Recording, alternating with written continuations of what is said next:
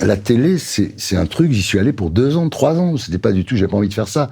Mais c'est le seul endroit où on m'a donné de l'argent pour faire toutes mes conneries. Donc je les ai faites. Quand vous me dites, excusez-moi d'avoir lu, vous sous-entendez que moi je n'ai pas lu. Vous le sous-entendez. Je sous-entends rien du tout. Si C'est vous qui le voyez, c'est derrière pas moi. ce petit rire hypocrite se cache suis pas vraiment hypocrite. quelqu'un de méchant. Quand on regarde, en fait, il y a eu beaucoup de clashs avec Eric et Ramsey. Il y en a eu un autre avec Balkany. Il y a Ramsey qui dit, moi, quand je vais à Levallois, je me maquille parce qu'il y a tellement de caméras dans les rues que je suis obligé d'être maquillé, quoi. Et Balkany lui dit, bah oui, c'est pour les gens comme vous qu'on met des caméras dans les rues. Et lui, il répond... Bah en tout cas, vous avez été condamné en attendant. Donc nous, pour l'instant, ça va, quoi, là-dessus. C'est que lui court plus vite. Ils étaient géniaux. En fait, quand il y avait des clashs, je m'en foutais. C'est-à-dire qu'en fait, moi, une fois que j'étais sur le plateau, le principe, surtout quand t'as Baffy à côté de toi, le principe, c'est que tout pouvait arriver. C'est devenu un métier, donc en 2017, de regarder des jeux vidéo et de les commenter.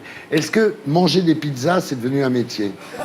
Peut-être que ça va le devenir. Ça serait Mais génial. peut-être que vous devriez faire ça. Squeezie, alors c'est une des raisons pour lesquelles j'ai eu envie d'arrêter le talk show, parce que Squeezie vient chez moi et je lui dis, ton métier, c'est de regarder des jeux vidéo et de les commenter. Tu gagnes 500 000 balles par an. Génial. Moi, toute ma vie, j'ai cherché un boulot pour gagner 500 000 balles par an sans faire grand-chose. Donc j'ai trouvé ça.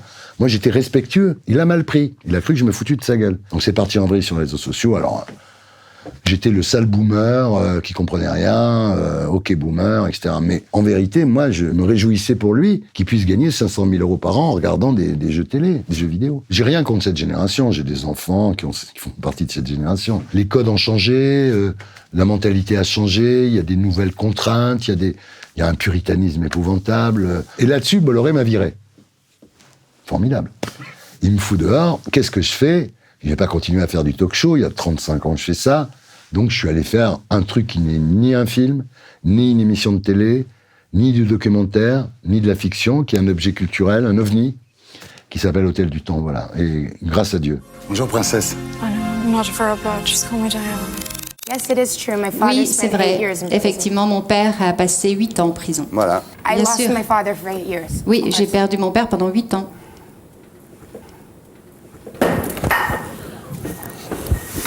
Le seul défaut que j'ai eu avec Mila Jovovich, c'est de trop travailler. Parce que la plupart des gens qui recevaient Mila Jovovich, ils disaient « Ah ouais, salut Mila Jovovich, tu as joué Jeanne d'Arc pour Luc Besson ».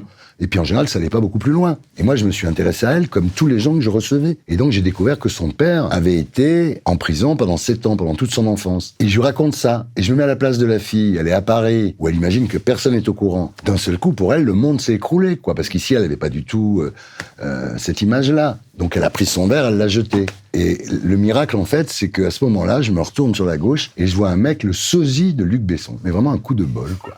Et je dis au mec, mais vraiment, j'ai eu de la présence d'esprit. Je dis, mais tu peux pas la raccompagner, toi, quand même? Et le mec l'a raccompagné comme si c'était Luc Besson. Donc en fait, c'est juste parce que j'avais un peu bossé, quoi, c'est tout. Non, je me suis jamais censuré, en fait. Ça m'a coûté cher, exagérant rien, mais en fait, ça m'a posé des problèmes. Mais quand je sais quelque chose sur quelqu'un, sauf si c'est un truc grave, sexuel, machin, bon, voilà, je suis pas un délateur non plus. Mais en général, j'utilise toutes mes infos, absolument. Et c'est très important parce que c'est comme avec les flics. Si le mec, un flic te dit « Hier soir, t'as dîné à tel endroit avec telle personne », tu dis « Putain, il sait tout, j'ai pas intérêt à faire le mariole. » Et c'était mon grand truc. Waouh. Ça va? Si, t'étais sur Canal, toi, des chiens, non? T'es pas des chiens, toi? Des chiens. 93, ça s'était jamais vu avant, évidemment. Et en plus, c'était vraiment chez moi. Donc, quand les gens arrivaient, ils disaient, mais c'est chez toi ici? Je dis, oui, j'ai des rails au plafond. J'ai vécu quand même pendant 4 ans dans un appartement entièrement plugué avec des prises pour les câbles et tout, les lumières au plafond et tout. C'était un mini studio, en fait. Et donc, les gens, déjà, c'était chez moi.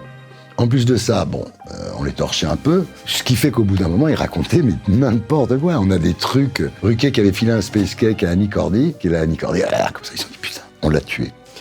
Et donc, elle est repartie chez elle comme ça. Ils sont allés mettre le shit dans une poubelle à 200 mètres. Aujourd'hui, on est dans une société beaucoup plus puritaine, beaucoup plus normée, où finalement, il n'y a pas beaucoup de gens, quoi, qui ouvrent leur gueule et qui essayent de transgresser, qui essayent d'être disruptifs. Il y a un jour, il y a Tristan Banon qui vient et qui dit, moi, voilà, chez nous, comme ça, on parlait, elle dit, moi, je me suis fait sauté dessus par Strauss-Kahn.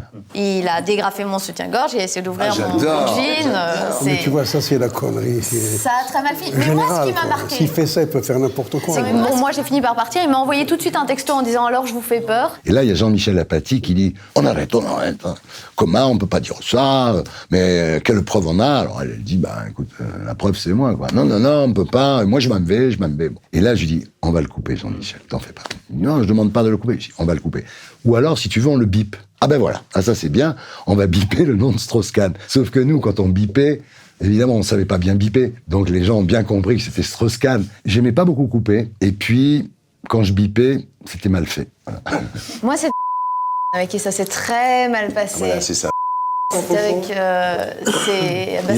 le chimpanzé russe. Quand c'est arrivé, je n'ai pas trouvé ça très étonnant. Enfin, je veux dire que Strauss-Kahn, on savait qu'il était quand même comme ça, on le savait dans le milieu. Mais c'est vrai qu'après, ça a pris des proportions parce que il y a eu le scandale Strauss-Kahn, la prison aux États-Unis, tout ça. Donc évidemment, tout le monde a regardé cette interview avec peut-être un autre regard qu'à l'époque. À l'époque, c'était gros, mais ça n'avait pas fait la une des journaux non plus.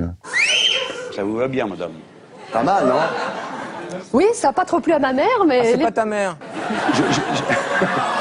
Baffy, il préparait rien. Il mettait un point d'honneur à rien préparer. C'est-à-dire, il arrivait sur le plateau à 9h du soir avec le dossier que la prod lui avait fait livrer 3 jours avant. Et il le regardait, il le découvrait. C'est un mec qui a des fulgurances, un mec génial. Mais moi, le meilleur coup qu'il a fait, c'est un jour, on reçoit Jean Rochefort. Quand même, star énorme. Et puis, persuadé d'être Jean Rochefort, quand même, un peu. Hein. Je dis, voilà, Jean Rochefort, bonjour. Laurent, tu connais Jean Rochefort?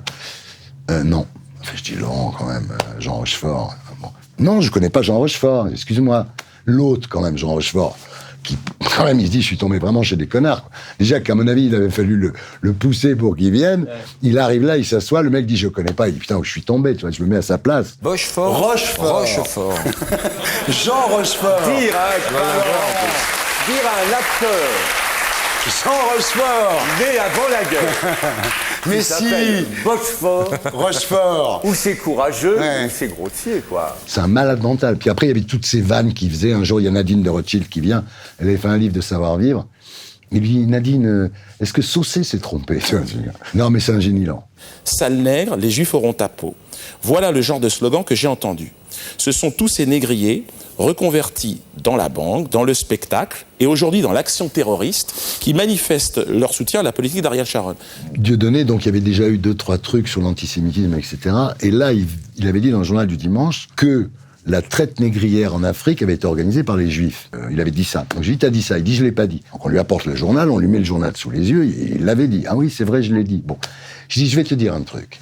En France, la police française a envoyé des enfants de 12 ans dans des camps d'extermination parce qu'ils étaient juifs. Donc on rigole pas avec ça. On peut rigoler avec les Belges, on peut rigoler avec les Suisses, il n'y a aucun problème. Mais le comportement de la France dans les années 40 est tellement pitoyable, moi je rigole pas avec ça. Voilà, je suis pas juif spécialement, mais j'ai du respect pour ce qui s'est passé. Voilà. Donc je te vire du plateau. Et quand on vire les gens à la télé, on leur dit pas je te vire. Le mec, quand il rappelle, on lui dit non, il n'y a pas de place. Tu rappelles dans 15 jours. Il rappelle dans 15 jours, il n'y a toujours pas de place. Puis il finit par comprendre qu'on ne le veut plus. Là, j'ai dit je te vire. Voilà, je veux plus te voir dans une de mes émissions. Voilà. Et c'était en 2004. Manuel Valls s'est attaqué à Dieudonné en 2014. Donc pendant 10 ans, Dieudonné a infecté le pays avec ses idées nocives sur YouTube. Voilà. Et Soral, pareil d'ailleurs. Moi, j'ai pris mes responsabilités en 2004. Voilà.